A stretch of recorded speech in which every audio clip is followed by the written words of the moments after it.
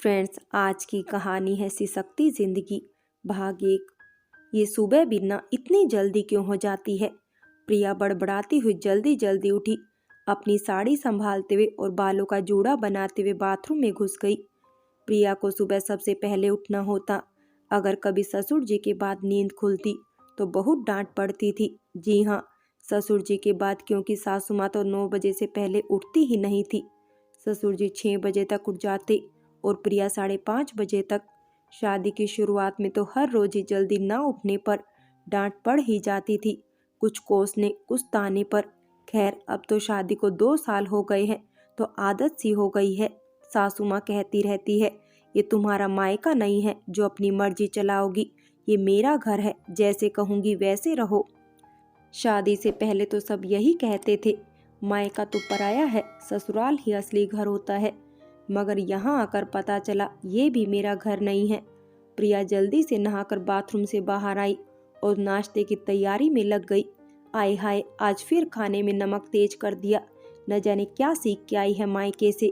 सासू माँ की गुर्राती हुई आवाज आई और प्रिया सहम गई। आज फिर उसके पति से न जाने क्या क्या सुनने को मिलेगा। सास ने खाने की प्लेट जोर से टेबल पे खिसकाई और दनदनाती हुई अपने कमरे में चली गई। प्रिया को ये सब सुनते 2 साल होने को आए थे, मगर फिर भी ये बातें दिल पर लग जाती थी। एक छोटा सा आंसू न जाने कब आंखों की सरहदों को तोड़ते हुए गाल पर आ लुढ़का था। उसने जल्दी जल्दी नाश्ते के बर्तन समेटे और खाना बनाने में जुट गई, क्योंकि ससुर जी और उसके पति को लंच बॉक्स देना होता था ऑफिस जाने के लिए, और उसमें जरा भी देर नहीं होनी चाहिए। प्रिया जिस दिन दुल्हन बन के इस घर में आई थी, उसकी सास ने सारी जिम्मेदारी से खुद को आज़ाद कर लिया था। ना ही प्रिया हनीमून पर जा पाई और ना ही शादी के शुरुआती साल में एंजॉय कर पाई। बस जब से आई है इस घर की होकर रह गई थी। कभी कभी दिल इन तानों से परेशान हो उठता था। क्या करें, बहुएं भी तो इंसान होती है। अपने पति को बताने की कोशिश भी की, मगर उसको इन बातों में कोई दिलचस्पी नहीं थी। वो तो बस रात को 10 बजते ही प्रिया को सारे काम छोड़कर कमरे में जाना होता था, चाहे उसने खाना खाया हो या ना, चाहे वो कुछ भी कर रही हो। हाँ, उसके पति की हवस शांत करके वो फिर पूरी रात काम में लगी रहती। किसी को कोई फर्क नहीं पड़ता था। क्या यही होती है शादी? उसने कई बार ये सवाल खुद से किया था, मगर कोई स्टिक जवाब कभी नहीं मिला। हर सुबह बिस्तर पर पड़ी टूटी चूड़ियाँ और चादर की सिलवटें उसकी सिसकती जिंदगी की गवाही देती थी। अरे प्रिया कहाँ मर गई? सास ने आवाज लगाई तो प्रिया भागती हुई सास के पास पहुंची। क्या हुआ मम्मी जी? प्रिया ने फूली हुई सांसों के साथ कहा। क्या हुआ का क्या मतलब? ये तूने कैसे कपड़े धोए हैं? ये दाग क्यों नहीं साफ हुआ अभी तक? यही सिखाया है तेरी माँ ने? प्रिया की सास ने चिल्लाते हुए कहा। मम्मी जी, आप मेरी माँ को कुछ ना कहा करें, मैं फिर से धो दूंगी ये कपड़े। प्रिया ने आंसू भरी आंखों से कहा। अच्छा, अब तुम मुझसे जबान लड़ाएगी? रुक, आने दे अनूप को, आज मैं तुझे बताती हूँ। प्रिया का दिल जोर जोर से धड़कने लगा कि आज न जाने क्या बवाल होने वाला है। वो अपने पति के गुस्से को अच्छी तरह से जानती थी। वो प्रिया को एक जिस्म से ज्यादा कुछ नहीं समझता था। बस चाहे उस जिस्म से खेला जाए या थप्पड़ों की बरसात की जाए, क्या फर्क पड़ता है। अनूप शाम को जैसे ही घर आया, उसकी माँ ने उसे अपने रूम में बुला लिया और कुछ देर बाद अनूप गुस्से में उबलता हुआ प्रिया के पास पहुंचा और बिना कुछ पूछे उसके गालों को थपेड़ों से लाल कर दिया। प्रिया ने बहुत बताने की कोशिश की, मगर अनूप कुछ सुनने को तैयार ही नहीं था। प्रिया ने तो बस अब हार मान ली थी। आंखों में आंसू लिए उसने डिनर बनाकर सबको परोसा और सबके खाना खाने के बाद बर्तन धोने ही लगी थी कि घड़ी में 10 बज गए और कमरे में अनूप की आवाज आई, प्रिया कमरे में आओ।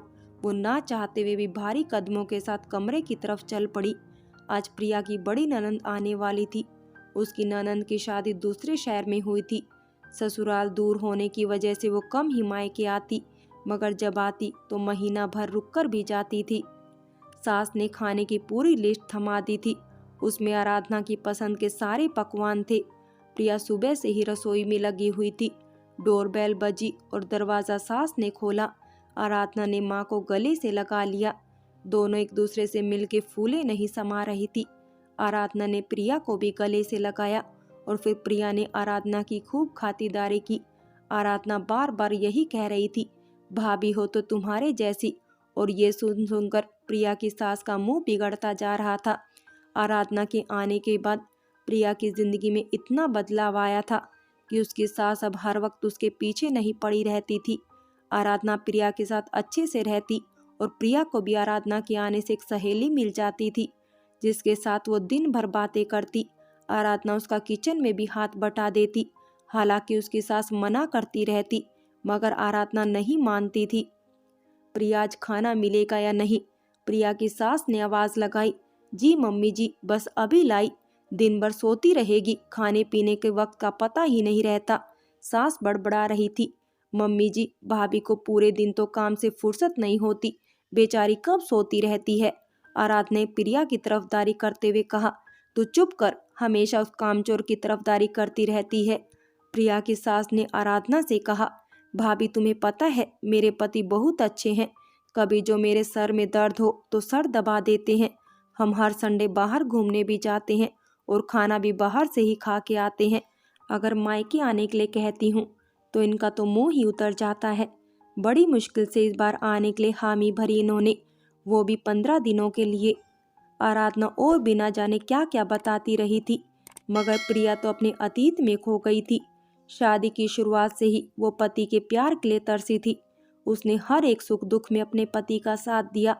एक बार अनूप का छोटा सा एक्सीडेंट हो गया। चोट तो ज़्यादा नहीं आई थी मगर डॉक्टर ने बेड रेस्ट के लिए कहा था। प्रिया 1 मिनट भी उसके पास से ना हिलती। दिन रात एक कर दिया था उसकी सेवा में। मगर अनूप को तो जैसे प्रिया के त्याग और प्रेम से मतलब ही नहीं था। उसको लगता था प्रिया जो कर रही है ये तो उसका फर्ज है। काश कभी वो भी प्रिया के प्यार को समझ पाता। आज आराधना के पति उसको लेने आ रहे थे। प्रिया तैयारियों में लगी हुई थी। आराधना के आने से प्रिया को थोड़ा सहारा मिला था मगर अब वो भी जा रही थी। मम्मी जी के डांटने पर आराधना जब प्रिया की तरफदारी करती तो प्रिया के लिए तो वो रेगिस्तान में रिमझिम फुहार जैसा होता था। कोई तो था जो उसकी तकलीफें समझता था, वरना तो सास ने बस काम के लिए ही पुकारा और पति ने उसको वासना की चीज ही समझा। आराधना के पति आ चुके थे। प्रिया ने तरह तरह के पकवान परोसे थे और कुछ देर बाद आराधना चली गई। जाने से पहले अपनी मम्मी को समझा के गई थी, भाभी का ख्याल रखना, मगर वो कहाँ समझने वाली थी। आज सुबह से ही प्रिया की तबीयत कुछ ठीक नहीं थी तो उसने अनूप से बोला मगर उसने कुछ ध्यान ही नहीं दिया। अनूप का उसके प्रति ऐसा व्यवहार, शायद वो सर का दर्द दिल में उतर आया था। दिन भर काम से थक के चूर होने के बाद 10 बजे जब अनूप ने उसको कमरे में बुलाया तो उसका दिल चाहा अनूप से रो रो कर उसकी शिकायतें करे, मगर उसने बस इतना ही कहा, आज तबीयत ठीक नहीं है, आज नहीं प्लीज अनूप। अनूप ने उसकी एक ना सुनी और अपनी वासना शांत करता रहा, उसके शरीर से खेलता रहा जैसे वो कोई इंसान नहीं एक खिलौना हो। प्रिया की तबीयत अगली सुबह भी ठीक नहीं थी। कुछ दिन ऐसे ही निकल गए मगर कुछ दिन ऐसे ही रहने के बाद जब वो डॉक्टर के पास गई तो उसको खुशखबरी का पता चला कि वो माँ बनने वाली है।